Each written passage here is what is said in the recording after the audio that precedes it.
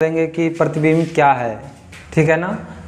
तो यहाँ पर देखिए आप प्रतिबिंब आई मीन इमेज, जिसको आप लोग जनरल भाषा में फोटो नहीं बोलते हैं, वही इमेज बनते कैसे उसके बारे में चर्चा करें। तो यहाँ पर उसका डेफिनेशन मैंने लिखा है, किसी वस्तु से आती प्रकाश की किरणें, कोई भी वस्तु, आप हम एक तरह के वस्तु पकड़ के चलिए, कोई आपके घर में घड़ा होते हैं और बुक भी होते हैं, बहुत सारा वस्तु ऐसे, ठीक है ना। तो किसी वस्तु से आती हुई प्रकाश की किरणें दर्पण से परावर्तन के बाद, दर्पण है और उसके सामने परावर्तन के बाद, ठीक है ना, जिस बिंदु पर मिलती है, ठीक है ना, जिस बिंदु पर मिलती है या मिलती हुई प्रतीत होती है ना, मिलती हुई प्रतीत होता है, वह उस वस्तु का ना, है ना, वह उस वस्तु का प्रतिबिंब कहलाता है। उदाहरण स्वरूप समझ लीजिए, ये हमारा कोई बुक होगा, ठीक है ना, मान लीजिए किला है, ठीक है ना, ये हमारा दर्पण हो गया। समतल दर्पण है को पकड़ के, ज़्यादातर आपके घर में तो समतल दर्पण ही होते हैं ना जी। तो इस वस्तु से प्रकाश की किरणें जो आएगा यहाँ से, है कि नहीं, आता है, और इसको परावर्तन के बाद यहाँ से आएंगे, इस तरह से परावर्तन के बाद आपको प्राय प्रतीत होगा कि यहाँ पर आना आपका वस्तु है, यहाँ पर आपका वस्तु है, ठीक है ना। तो इस वस्तु का ना ये क्या हो जाएगा, प्रतिबिंब हो जाएगा। अगर इस तरह नहीं समझे तो मैं समझाने का प्रयास करूँगा डेमो के तौर पर। मान के पकड़ चलिए, ये हमारा दर्पण है, क्या है, आपको क्लियरली दिख रहा होगा कि दर्पण है, ठीक है ना। ये हमारा एक वस्तु है, इस वस्तु को देखिए, ये हमारा वस्तु है ना, इस वस्तु का प्रतिबिंब जो यहाँ पर देखिए कैसे बनता है, आपको दिख रहा है कि इसका अंदर में ना, इस दर्पण के अंदर में इसका जो बन रहा है ना, परावर्तन के बाद ना बिंदु वहाँ पर मिलती हुई प्रतीत हो रहा है ना, है कि नहीं, मिलती हुई प्रतीत हो रहा है, यहाँ पर लिखे ना मिलती हुई प्रतीत हो रहा है कि वहाँ पर वास्तव में मिल रहा है परावर्तन के बाद, है कि नहीं। तो ये ना इस वस्तु का ना, इसमें जो बन रहा है ना, वही है प्रतिबिंब, ठीक है ना। तो और भी इस सब प्रतिबिंब होता है, और ये मिलती हुई नहीं लिखे हैं, जिस बिंदु पर मिलती है, इसका भी डेफिनेशन है। अगर आपको हम देखना अभी पढ़ाते हैं, बताते हैं कि क्या है, ठीक है ना। तो इस तरह से ना हमारा प्रतिबिंब ना दो टाइप का होता है। पहला हमारा हो जाएगा वास्तविक प्रतिबिंब,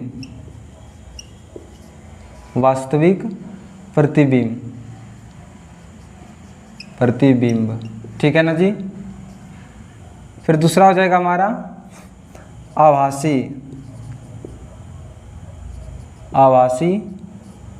प्रतिबिंब, ठीक है। नहीं तो इसको ये भी बोल सकते हैं काल्पनिक प्रतिबिंब, ठीक है ना। एग्जाम में जब आपको पूछेगा कि प्रतिबिंब कितने प्रकार के होते हैं, तो आप जनरल भाषा में बोल सकते हैं प्रतिबिंब दो प्रकार के होते हैं, वास्तविक प्रतिबिंब और आभासी प्रतिबिंब।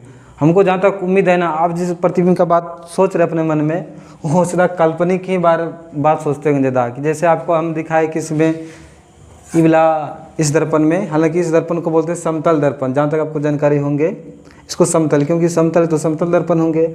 इस प्रतिबिंब में जो अपना चेहरा देखते हैं आप, या किसी वस्तु को देखते हैं ना जी, तो उसमें ना आभासी प्रतिबिंब, आभास होता है कि हम देख रहे हैं, जितना दूरी देख रहे हैं कि हम, या इस प्रतिबिंब से, ये मेरा हाथ देखिए, जितना दूरी यहाँ से प्रतिबिंब दर्पण से और मेरे हाथ की दूरी जितना है, उतना ही दूर ना इसमें अंदर में दिखता होगा कि नहीं, इसमें प्रतिबिंब बन रहा है ना, ऐसा हो रहा है। उस वाले दर्पण को आभासी प्रतिबिंब बोलते हैं कि नहीं, वास्तविक नहीं है। तो वास्तविक क्या है, चलिए हम प्रैक्टिकली समझाते हैं आपको, ठीक है ना।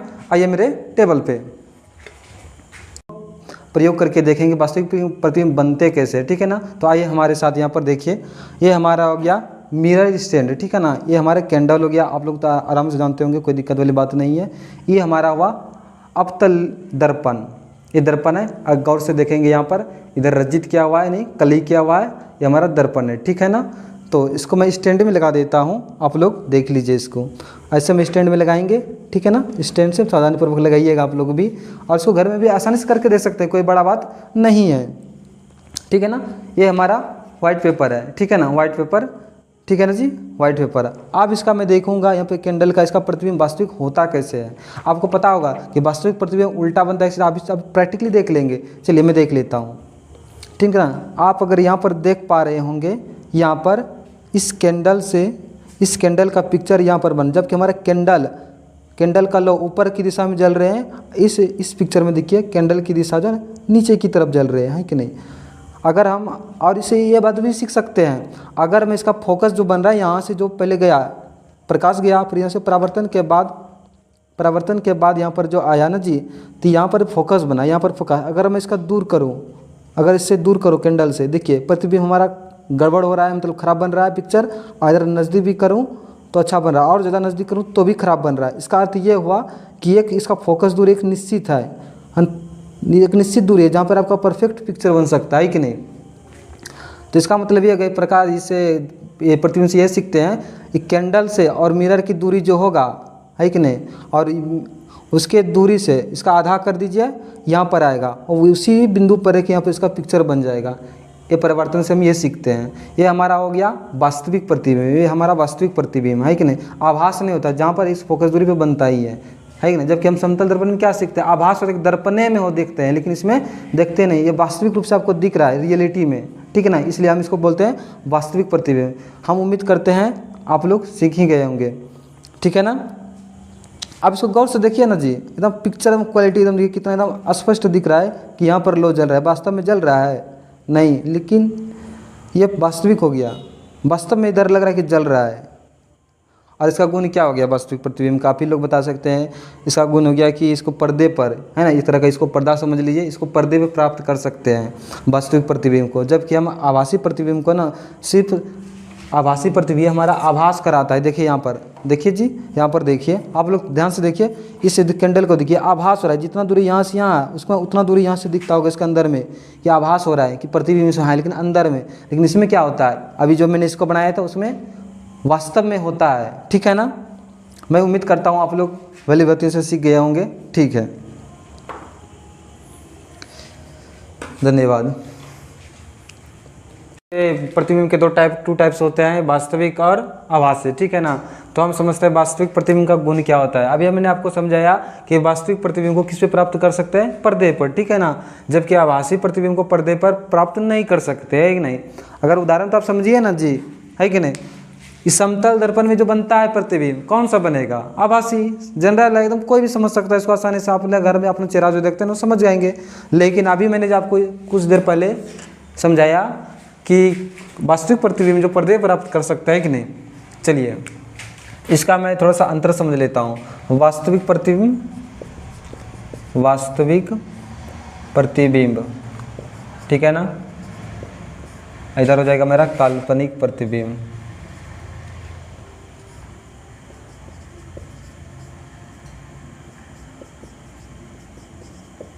काल्पनिक प्रतिबिंब, ठीक है ना। आप समझिए इसको, वास्तविक और काल्पनिक प्रतिबिंब में क्या अंतर है। वास्तविक प्रतिबिंब को ना अगर फर्स्ट इसका डिफरेंट से जानूँ मैं, इसको ना पर्दे पर प्राप्त कर सकता है। इसे पर्दे, अभी बताया ना व्हाइट पेपर से कि पर्दे पर कैसे प्राप्त करता है। इसे पर्दे पर प्राप्त किया जा सकता है। जबकि, ठीक है ना, जबकि इससे पर्दे पर प्राप्त नहीं किया जा सकता, ठीक है ना, नहीं किया जा सकता है। इससे पर्दे पर प्राप्त नहीं किया जा सकता। दूसरा डिफरेंट हो जाएगा आपका